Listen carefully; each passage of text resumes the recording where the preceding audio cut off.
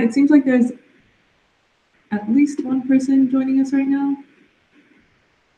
If you're here, please comment something in the live chat just so I know. Hi, it seems like there's at least one person joining us right now. If you're here, please comment something in the live chat just so I know. Hi, it seems like there's one person joining us right now. You guys can probably hear that echo. I turned it off. Okay.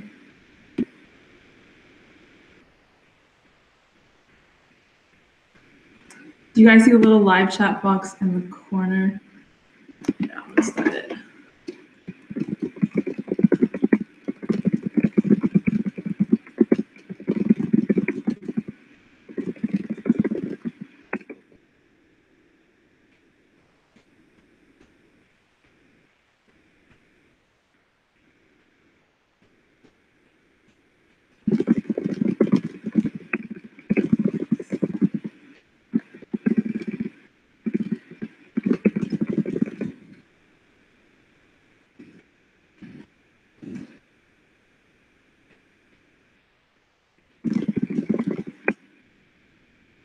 So I'm going to start with a brief background of myself once we get started. But for now, I'm just going to wait until more people show up and until it's actually 2 o'clock here.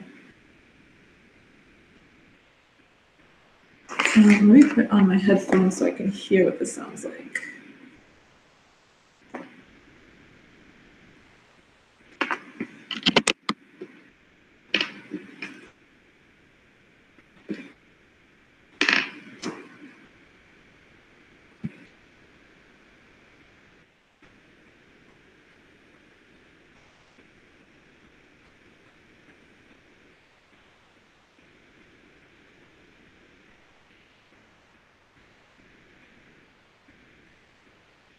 So for those of you who are here, I'm just curious if you watched the last webinar or if this is your first webinar that you're joining us for.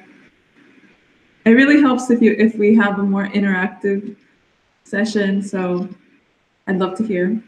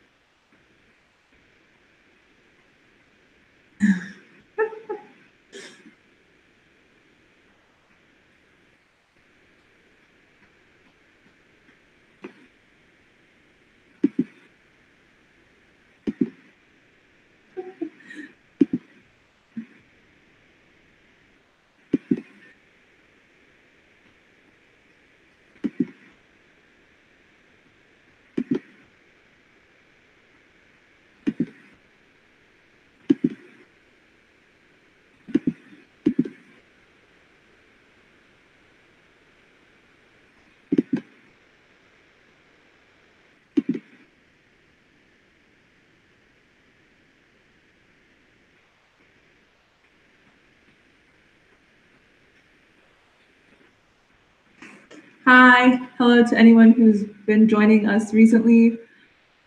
We're gonna get started in a few minutes. But for now, feel free to let me know where you're from, where you're tuning in from.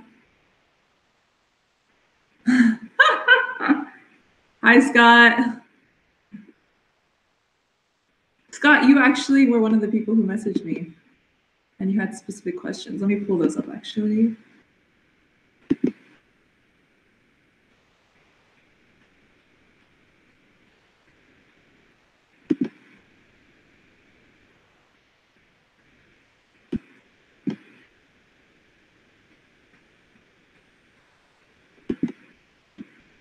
Oh, Scott, okay, so you're also in New York. I actually did not realize that.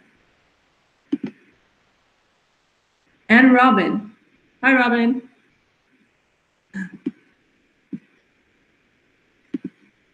Okay.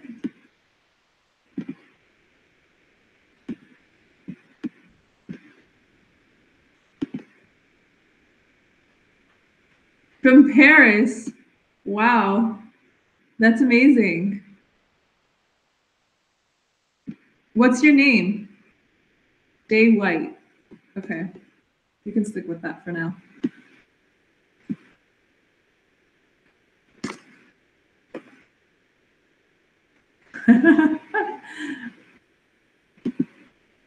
Julia, hi Julia. Okay. Let me see. Okay, guys, if you have any questions, Scott already submitted a bunch of questions, so I think we're gonna actually start with those. I'll start with a brief background, and then we'll move forward from there. But yeah, I think we're gonna cover some of Scott's questions, and if you guys have any other questions, feel free to put them in the comments as well. Okay.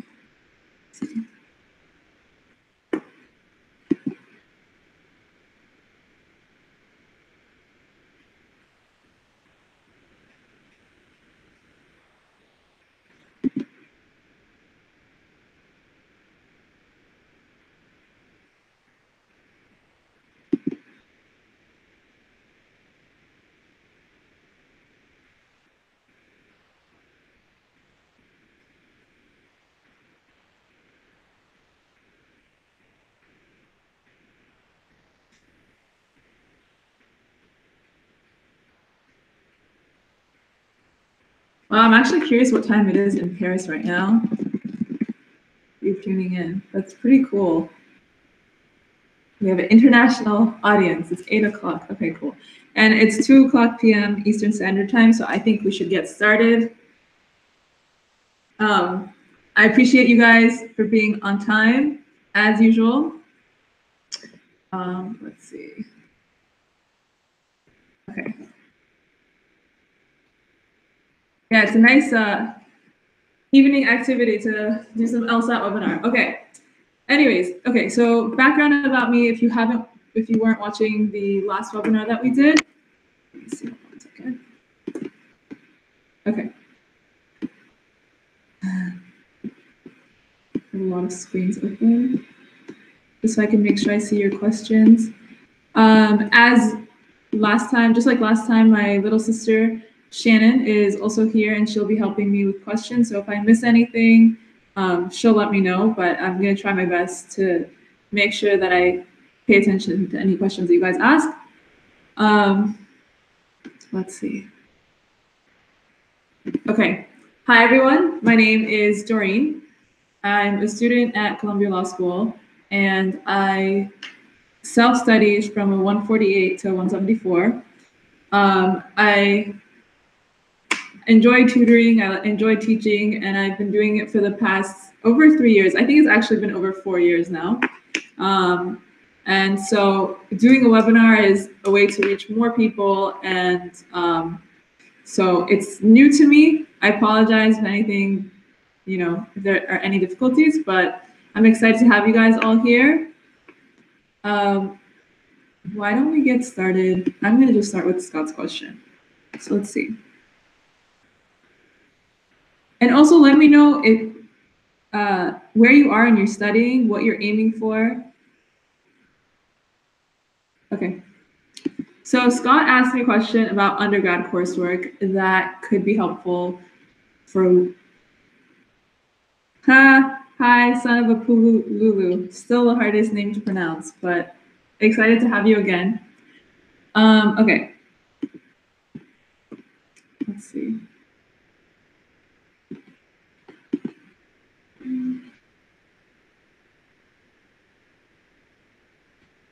So I actually haven't heard of any undergrad coursework that could be applied to required courses for law school. But since you guys are studying for the LSAT, I will say that there are certain classes that you can take in undergrad that are helpful in terms of the logic that you do in law school. I think one of the most helpful is just philosophy. Sorry. So some of it is just like taking philosophy classes or any course on logic, obviously. My undergrad, I studied in psychology, and sorry. Okay, sorry. And we in our school we tended to focus on like research and just the thought process that you use for research and not taking anything for granted and not making any assumptions was super helpful in doing well. I think it was super helpful as a framework for the LSAT. Okay, let's see.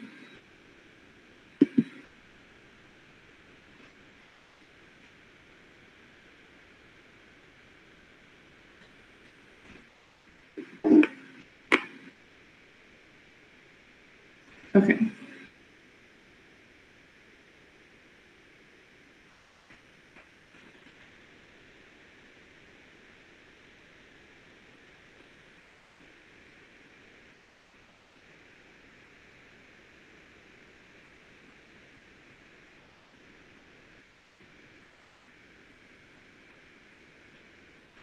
Okay, so I'm going to answer some of the questions that were submitted to me webinar because we didn't get to go over all of them last time. But please, if you have any questions, I would prefer to answer questions for people who are able to live.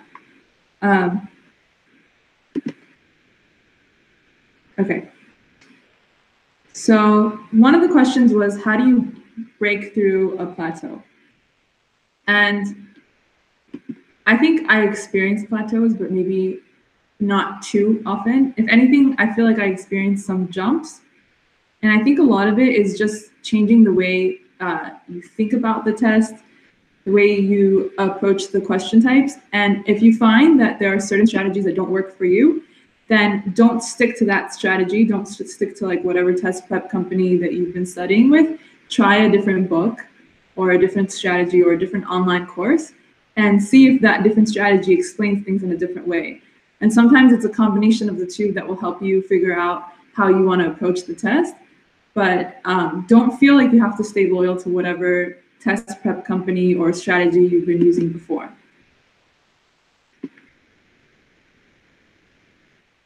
Okay. How did you deal with fluctuating scores? This is from Alvina. I'm not sure if she's here today. But so Alvina asked me this question, how do you deal with fluctuating scores? So I did have some fluctuations. And I think at one point, even though my practice tests were in the high 160s, low 170s, like I had a really, really low score at one point, like in the 150s or 160s. And I think it's really easy to get really discouraged. Like you lose confidence because you think that on the day of the test that might happen. But you have to realize that sometimes there are certain, like if you're distracted or if you're just not in the mental place that you need to be when you're taking the test, that can throw you off. And you just have to do everything you can to use that opportunity as a lesson instead of letting it throw you off. Use it as a lesson to see what you have to make sure that you can,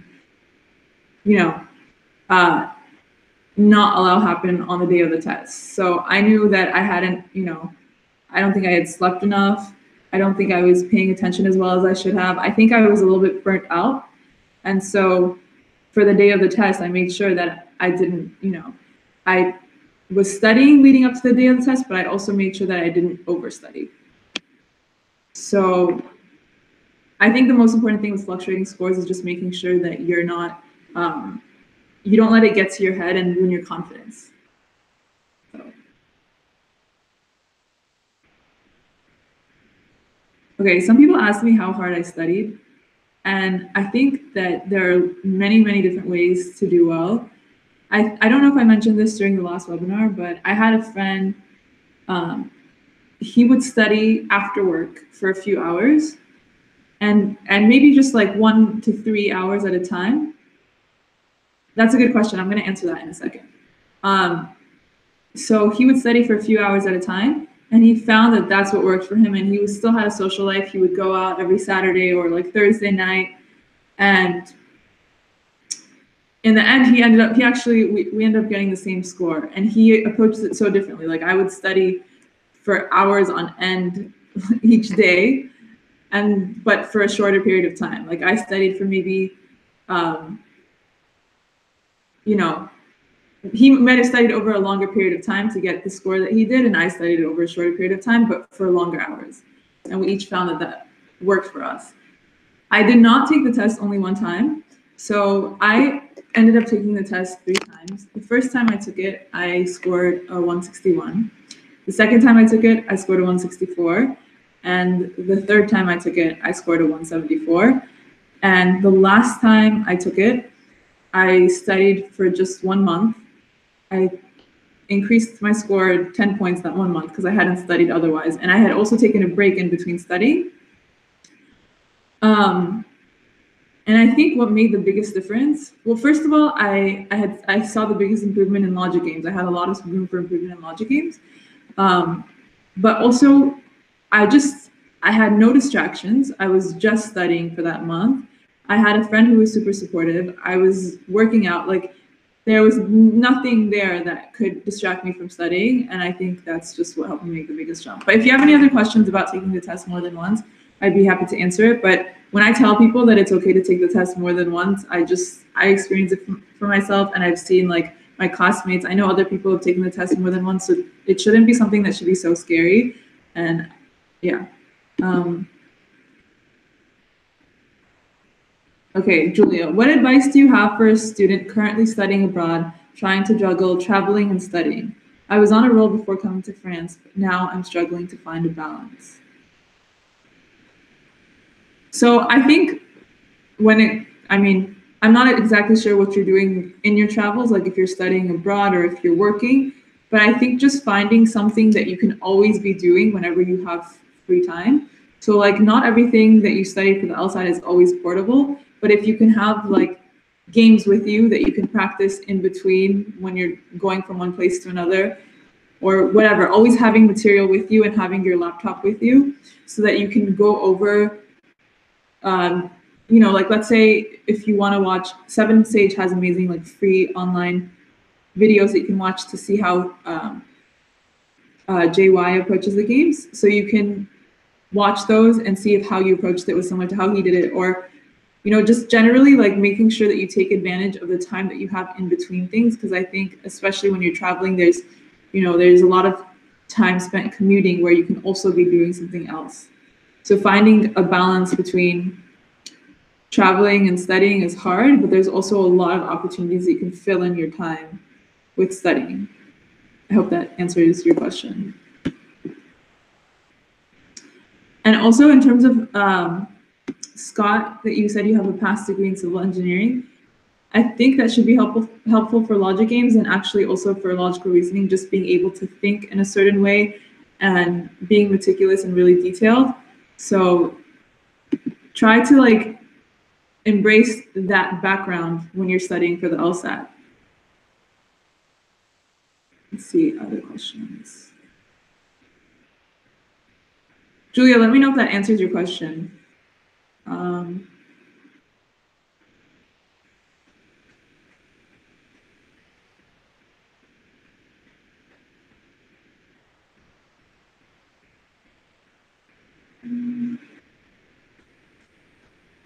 Was there something you did when studying and you figured out?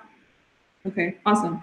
Was there something you did when studying and you figured out it didn't work, so you tweaked your studies and it made a difference? So Michelle asked me that question. And I mean, I talked about prep companies last time, and I just want to say that even though my particular experience didn't work, I didn't like prep test companies so much. Obviously, I didn't try every single one, and even though I have like family, friends, and people I've tutored who have told me like their experience with it, I think there are certain online ones that aren't as bad and that can be useful. But yeah, that's something that I figured didn't work for me, and so I didn't want to waste any time. I didn't even sit in on the course. I would just go to the location where they had the course. I would study on my own, and the teacher was really nice, and he would help people after class. So whatever questions I had, I would ask him after the class was over or in between breaks. But that was definitely something that I found didn't work for me. And I also didn't love some of the methods that I had read about, like for example, for games. And so like I would learn the methods from a certain book, find out that it worked, but I didn't love it. So then I would read another book and I would just kind of take the things that I liked from each one. Okay, so David asked, will brushing up on basic deductive logic help to supplement understanding with the LR sections? Yeah, I think so. I mean, a lot of the books that teach LR will teach you basic deductive logic, but sorry, one second. Okay. Yeah, a lot of the books will teach you that. So it's definitely helpful. And people have said that people who have learned logic in their classes, like unrelated to the LSAT, have found that it was helpful for them. Okay, how do you master logic games? So many people have asked me this question, so I'm going to address this. So basically what you want to do with logic games is figure out what the different figure out the different categories of games. And as I mentioned, I mentioned in the last webinar for those of you who were there, you don't want to think of it as like hard rules that a game is going to fit into a certain category, but they do tend to fit in different categories for the most part. And so the way that, sorry, it's distracting to see the webinar because there's a little bit of a delay. Okay.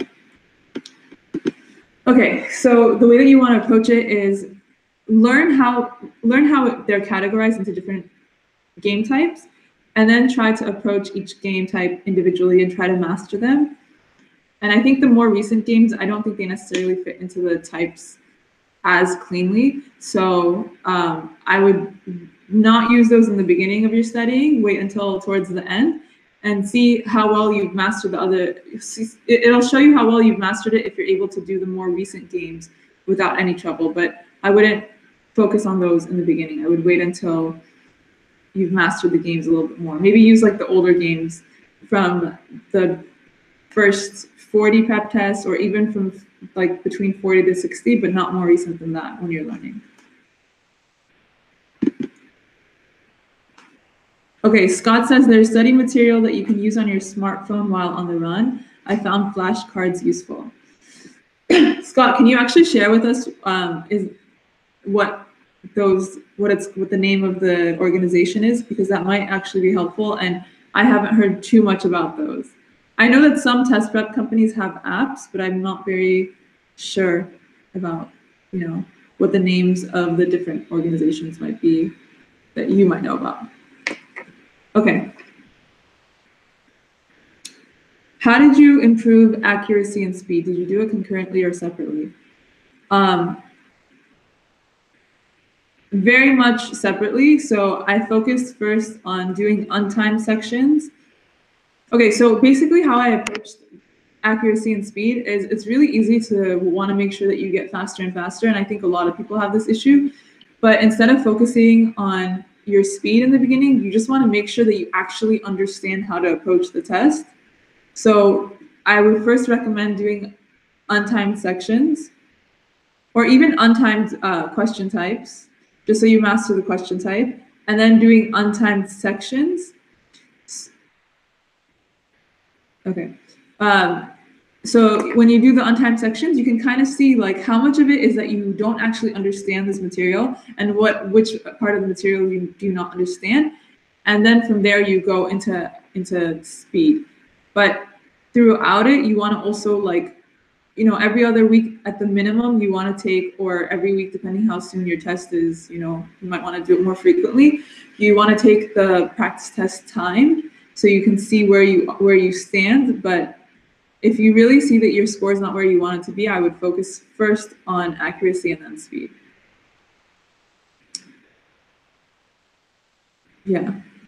I feel like I have more to say on that, but if there's anything specifically that you want to know about it, let me know. But I really do recommend taking the time to first make sure that you have the strategies down, because if you have the strategies down, you'll be able to increase your speed. Okay, so Robin asks, do you have any advice for personal statements? The thing is, you write one personal statement and submit it to all the schools, and some of the schools, I guess, look for different things. But I think so one thing that I think all the schools are looking for is work ethic. They want to know, and maybe you talk about this in your personal statement, and maybe you talk about it, or maybe they see it in your resume. But and you don't have to. I wouldn't mention it necessarily directly. Okay, awesome. I'm glad that answered your question. But you don't want to mention it directly. When you write your personal statement, it's a lot more about showing than telling. Like your whatever story or anything that you mentioned is what was I going to say? I'm sorry. Whatever story, whatever you mentioned is going to show those characteristics without you saying I'm a hard worker. So like one of my students, she was talking to me about admissions consulting, and she was talking about her background, and she had started her own nonprofit, and she's been running it for a few years now. And I think, you know, there's no way to run an organization and be successful to any extent, in my opinion, without having good work ethic. So that could be a good way to show that you have a good work ethic. Having a very hard job, like being, you know, in finance or banking or those types of things, are also things that can show that you have a good work ethic. But obviously those are not the only ways. You just have to find out like that, and that's obviously not the only thing that you want to focus on, but that's one thing that's good to show. Showing that you have some prior experience with law, even if you never worked in law, it's fine. But if you show that you have some prior experience in law, that's super helpful. And I can also, these are more things that I've learned and I'm talking about, but I can also do a more structured webinar if this is something that other people are interested in as well. I can talk about personal statements and admissions in a more structured way. But the other things I would focus on are things that are unique to you, because obviously, you know, there are other people applying and everyone might have, there are things in common with people who apply to law school, I think, but you want to be able to set yourself apart in whatever way. Like for me, it was the fact that my parents are immigrants. I talked about that. I talked about the fact that my parents are immigrants, that they, you know, they fostered a love for reading for me from a young age, but they,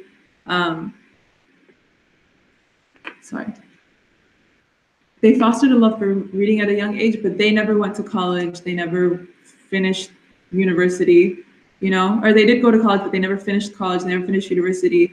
Nobody in my family has finished university. So, you know, something that sets you apart, and you talk about your background.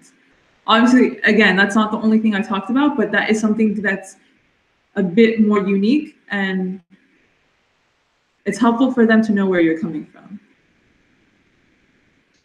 Is there anything else that I want to say about personal statements?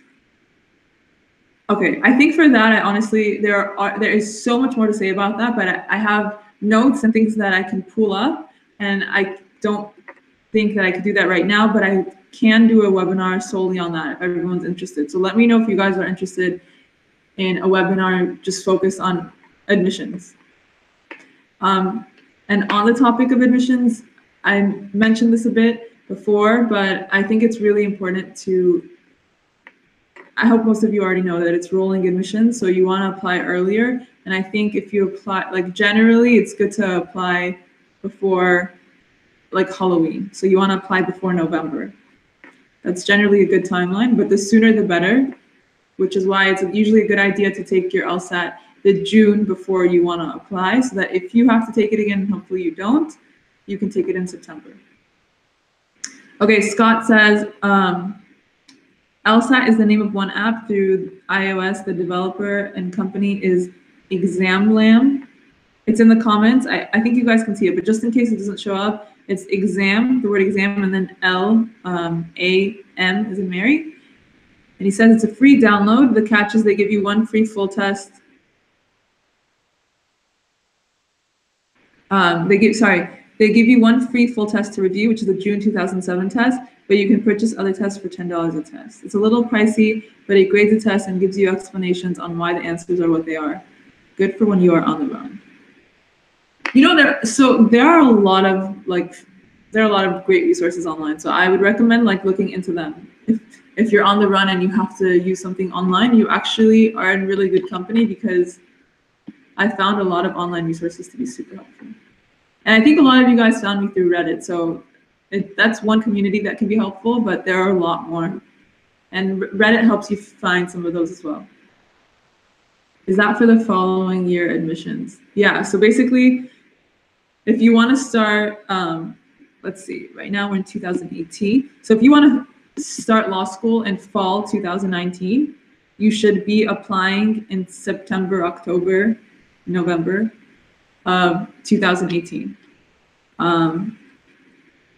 So yeah, you wanna apply like almost, well, it is a year in advance, and then you want to take, ideally, like not everyone ends up doing this, but you want to be able to take the June you would be taking the June 2018 exam in order to get into law school in fall 2019.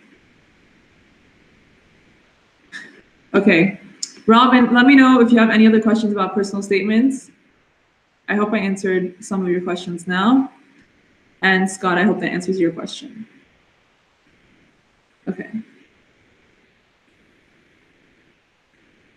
Someone asked me, how do I get into the 170s? Okay, so getting into the 170s is just a matter, in my opinion, like the most basic way I can explain it and the way I think about it personally. Okay. Robin, I'll answer your question. Okay, so the most basic way I can explain it is that getting a 170, it requires you to know patterns of the specific question types, particularly in, well, actually in all the sections. You've done so many practice tests that you really don't have to read through every, I mean, you do have to read through every question, but you don't have to process it and think about it as much because you've already seen this before and you're just using, you know, you don't have to think about it and try to figure something out. It's something you've already figured out. Have time for because there will always be something new on the LSAT that you haven't seen, I think, because or else I think it would be much easier to do super well. Yeah, so I would say that you've done so many practice tests and you've reviewed them so thoroughly and you know why questions were right and why answers were right and why answers were wrong. And because of that, you're able to go through the questions you've seen before more quickly, and you have time to spend on the questions you haven't seen as much. And that's like a really, really basic answer. Obviously, it requires a lot of studying and knowing different strategies, but that's the basic answer. Okay, Robin asks, how does Columbia Law compare to the other schools you've applied to or looked at? Okay, so I originally was looking to only stay in Los Angeles, and I happened to look at, actually, I think it was just one East Coast school. I only visited Harvard because I had a friend living in Boston, and she had friends at Harvard Law School. So when I went to go visit her, I was like, okay, I might as well take this opportunity to go check out Harvard Law School. And you know, at the end of the day, like we all tend to take the same classes. Your first year is very, very, very similar. You are required to take certain classes, and where it starts to become more different is the classes you take second and third year, which are usually elective choices. Columbia also has like an option to take an elective your first year, which not all schools have, but it really, you know, I don't think that makes too much of a difference. The other places where schools differ obviously is in job placement. Schools are ranked based on many different factors. So when you see like Harvard is number 2, Yale's number 1, and those types of things, those are on a bunch of different factors, including the LSAT scores that were admitted into the school.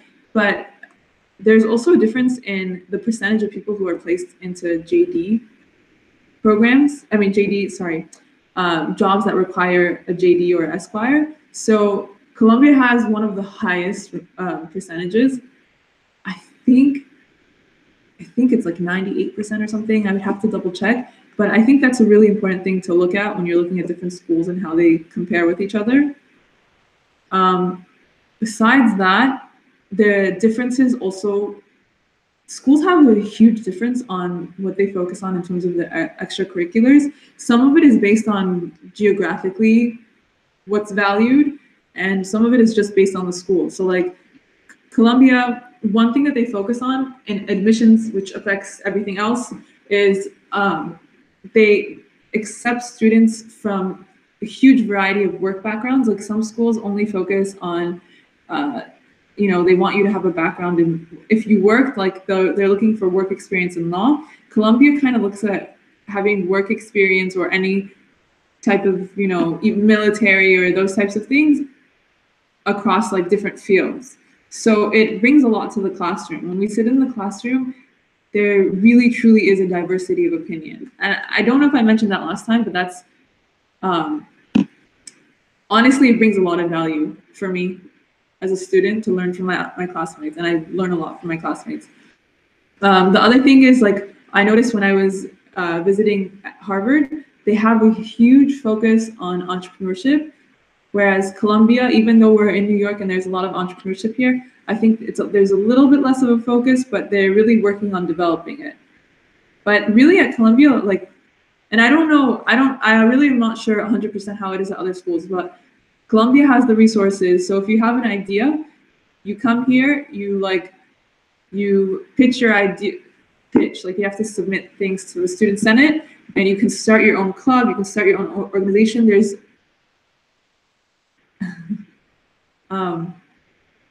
a lot of support for whatever idea you have. I know I have more of an interest towards entrepreneurship, and there are many students here who also do have an interest in entrepreneurship, and the school is going more and more towards that direction. And a lot of it is led by students, but you know, it's still the fact that there are resources that exist is really helpful.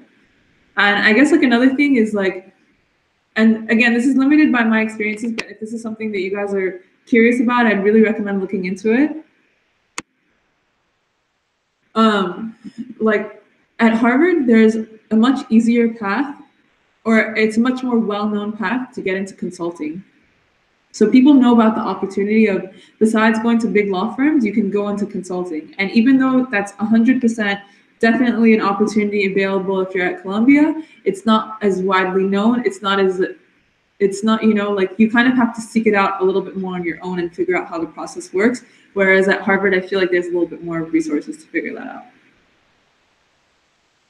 Scott's asking me if Columbia is a veteran-friendly school. I really do think so, because I have quite a few classmates who are veterans, but I don't know the details, and I can ask them. I know you actually asked that in the email as well, so I'll ask my friends. I have a few classmates that I know were in my section as well. I can ask them about that. What's your area of focus? My area of focus is mainly entrepreneurship, so business entrepreneurship. I have a strong interest in that. I'm working with other students right now to create more of an atmosphere of entrepreneurship on our campus, but I think the school also really, as I mentioned, the school also really would like to do that, I think, so because it's such a growing field.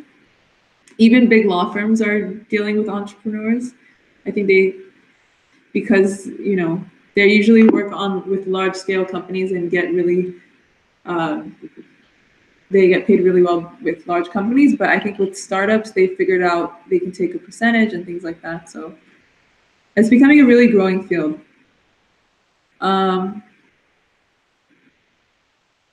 Okay.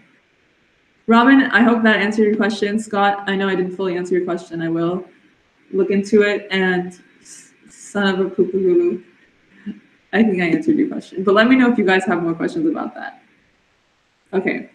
I'm going to see if there are any other questions that have been submitted to me in the past that I can go over. You guys are still welcome to submit more questions.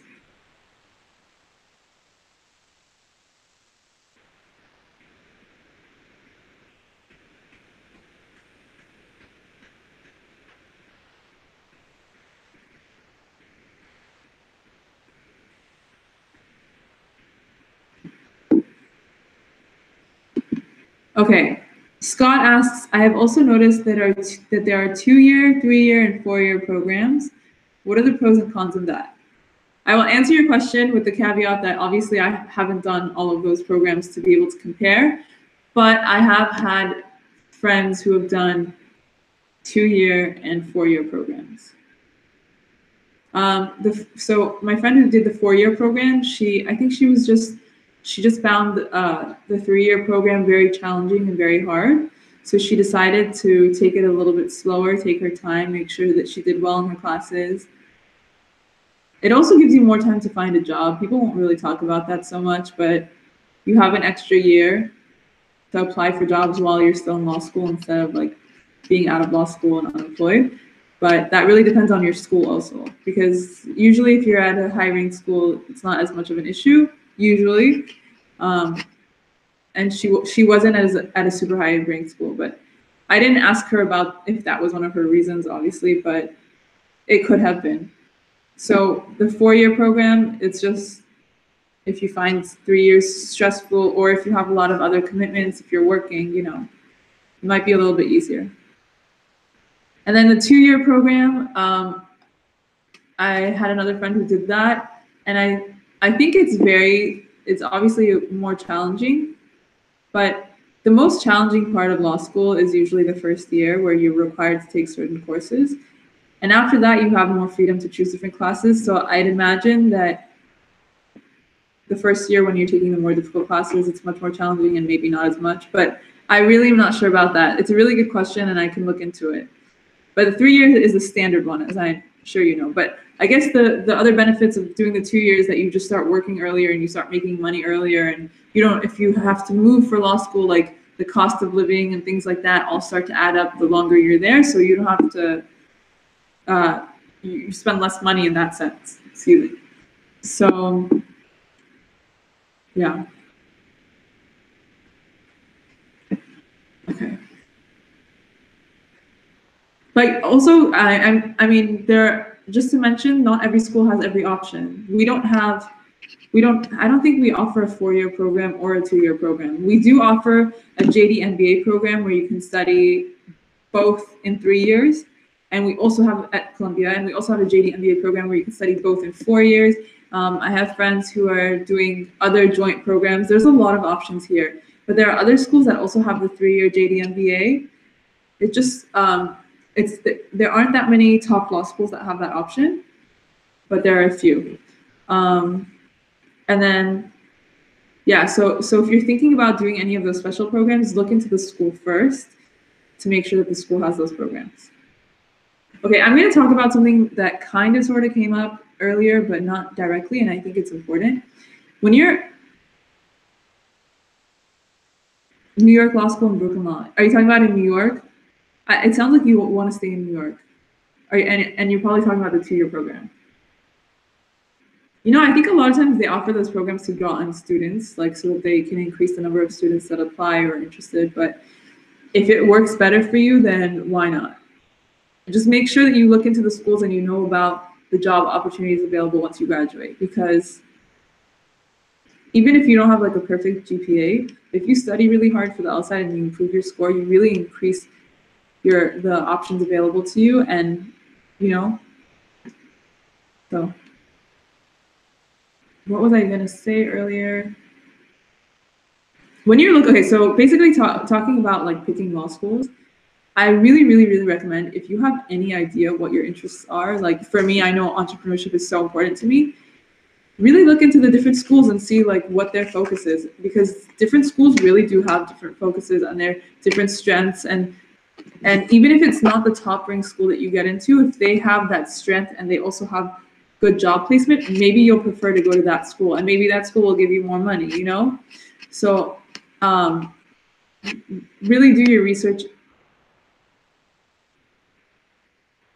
Yeah, really do your research into what kinds of programs the school has, because I think that's something that's not talked about as much, but it really makes a difference. Like I mean, I knew that I was interested in entrepreneurship and I looked into it, but I didn't realize how much of a difference it can make at different schools. Okay, Scott, yes, I'm debating staying in New York. I'm looking in LA and Miami, but also uprooting the family and my companies would be challenged on top of everything else. The good thing about staying in New York is that it's literally the legal center. So there are a lot of great options that are available in New York, and it's easier to get a local job if you want to eventually live and work in New York after you graduate. So what I would say though is apply broadly and decide once you hear back, because a lot of times if you apply to more schools, it'll give you more leverage for scholarships. So I think I'm gonna do a whole webinar on just law, like admissions process, because there's so many questions on this. And I spent a lot of time learning about that as well. So I think we'll go over that in a more structured way. I think this webinar is more like to see what kinds of questions you guys have and what would be the best thing to focus on in the future. But I hope that it's helpful, and it's been helpful so far.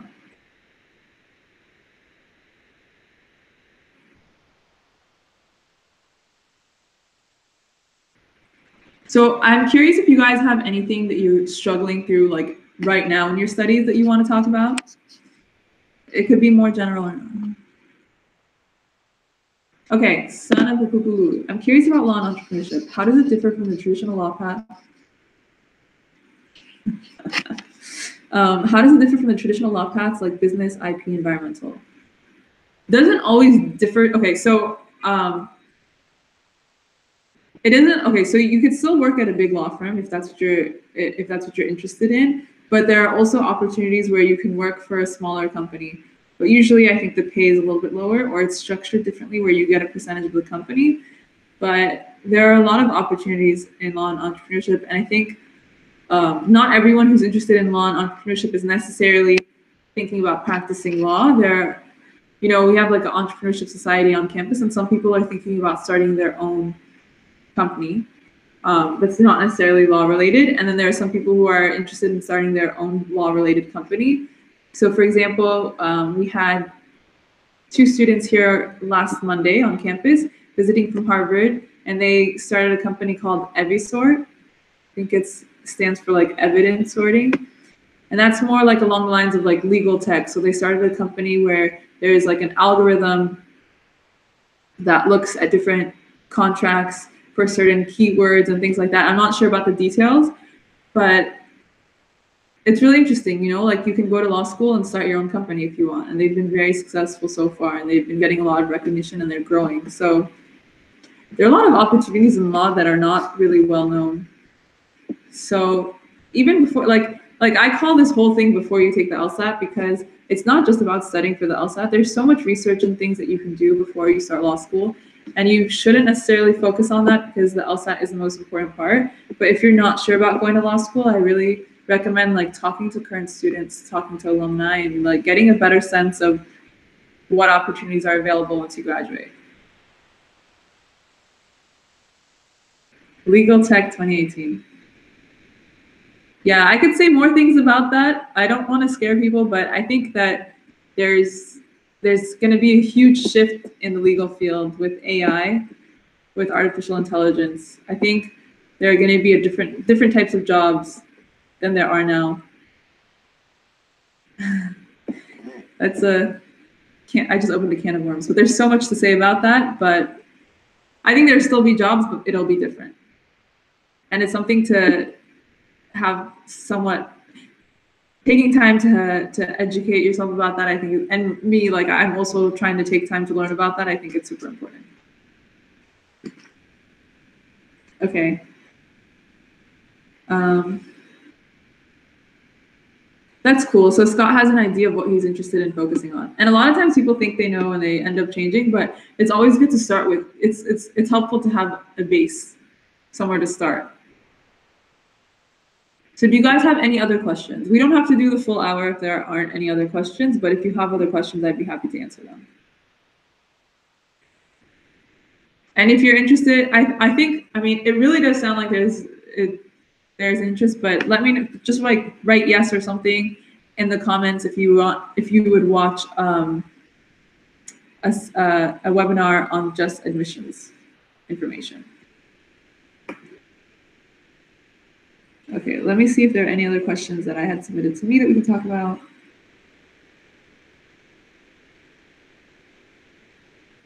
I think one other thing that I'll talk about is the mindset when you're studying.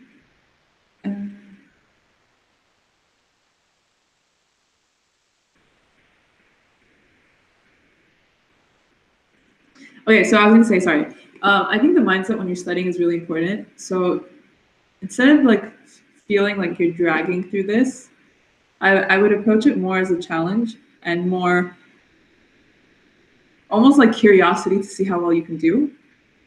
Okay, thank you, Robin. I would do it more on curiosity to see how well you can do, especially like sections like the logic games. If you can, this might sound really nerdy, but if you can carry around logic games with you, and like there are a lot of times when we're just waiting for something or someone, and you get somewhere early, and you, I don't know if you guys will actually do this, but you could just fit in logic games in different spaces during the day, like or like start your day with a logic games. I actually did implement the starting my day with logic games when I was studying. Like I would do a logic game in the morning. And like even on the day of the test, sometimes it's helpful to do some logic game and like one or two easy questions just to like get your mind like working and use it as, like, as a warm up so that during the test you don't need to warm up. But yeah, I would recommend trying to incorporate more of the games in your life. Okay, awesome. I'm glad you guys are interested in that, and I'm already excited to get that ready because I have so much to say about that. And I'd be happy to have a more structured answer to your questions.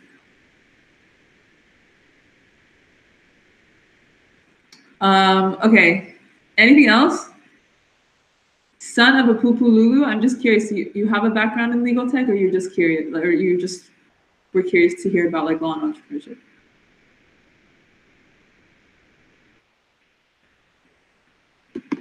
Okay, let me see if there's anything else.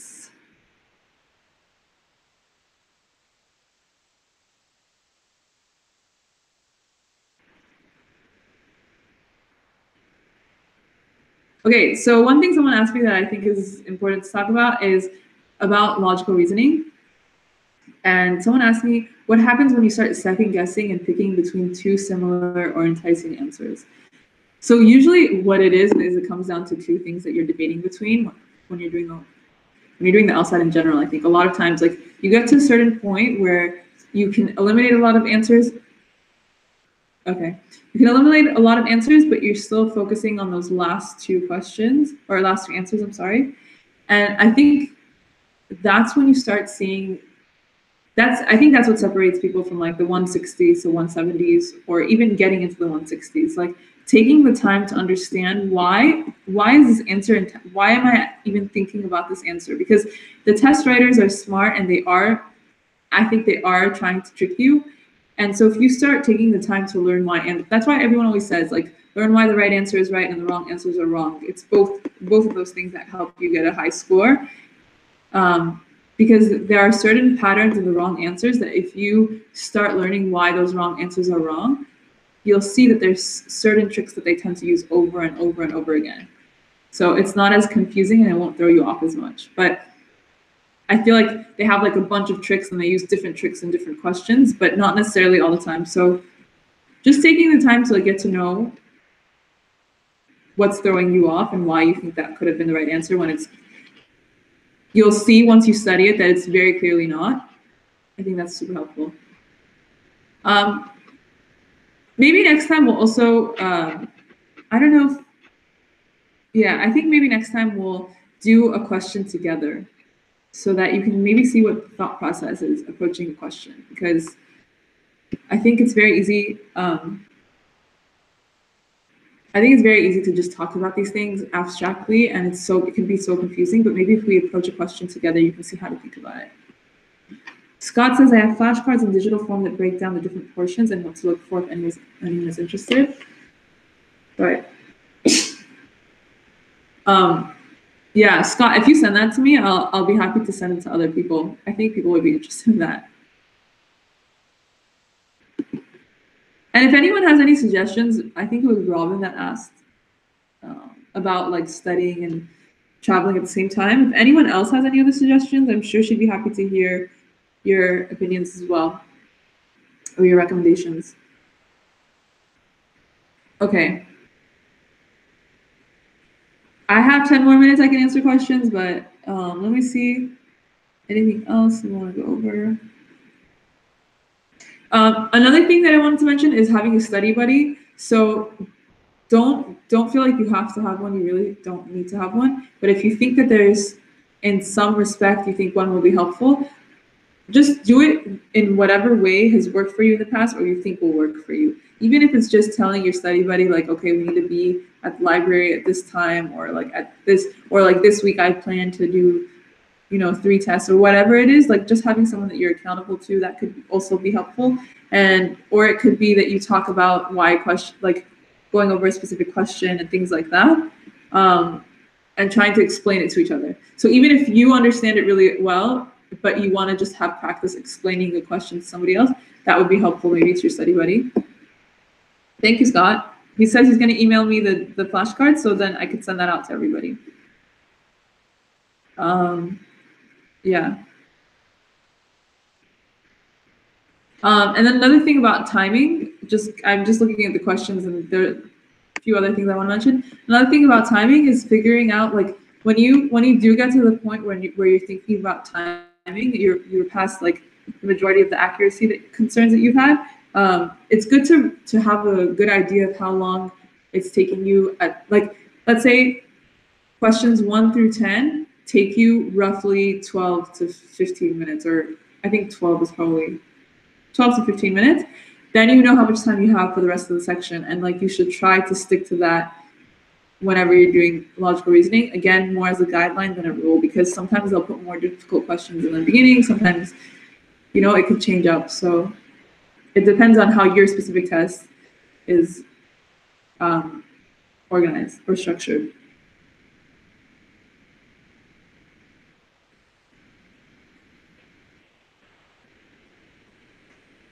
Okay. If there are no other questions, I think we're going to end in the next minute or so.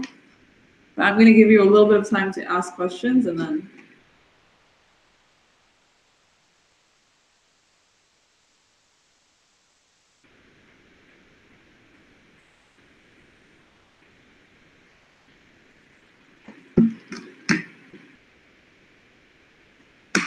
okay. There's a watch that you can buy that times the 35. Yep, that's true. But if you're gonna do something like that, I really recommend buying the watch ahead of time. And it really isn't necessarily to have that type of watch. As long as you have one that you can very easily see, like you can put it down on the desk or whatever, and you can easily reset it to 35 minutes or at 0, whatever you need to do. You don't need to buy those watches. But yeah, there are watches that you can buy that time in 35 minutes. The LSAT watches. But just make sure that when you take a practice test, you use that during your practice test. Okay, I hope today's webinar was helpful. I appreciate all of your questions, and I hope that I answered them. And I think today's webinar is also helpful in terms of knowing what kinds of questions you guys have that I can answer in future webinars. And I hope that you continue to watch webinars and find them helpful. And we also have an LSAT community that we're creating on Facebook. And I think Scott's in there right now, and a few other people. But I think it'll be nice to have a community there, so you don't always have to feel bad about going on Facebook. You can go on Facebook and actually do something useful. Yeah, thank you guys for joining me and spending your Sunday on this. I hope that if you're studying today, that it's super successful and super productive. Feel free to email me if you have questions. My email address is beforeyoutakethelsat@gmail.com. And yeah, if you think of any other questions or things or concerns or anything like that you want me to address in a future webinar, just email me. And I'm not sure when the next webinar will be. The earliest it would probably be next Sunday. Yeah, so, okay. Good luck, guys. Thank you for joining me. I really enjoy doing things like this. And I really appreciate the interaction. Especially today, it was a little bit more Q&A style than having a presentation. But I look forward to doing a presentation in our next webinar, now that I have a better idea of the types of questions that you guys have. Have a great day. Bye-bye.